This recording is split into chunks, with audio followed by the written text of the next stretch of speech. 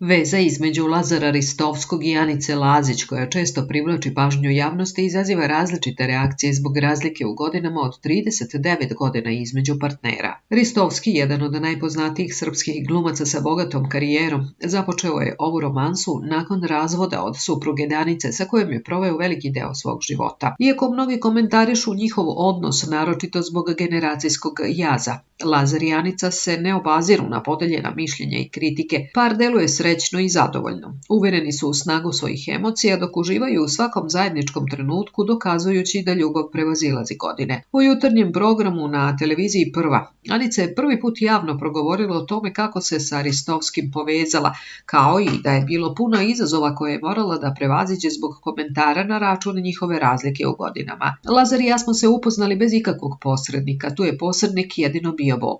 Mi smo se sreli u Beogradu, pogledali nekoliko sekundi, a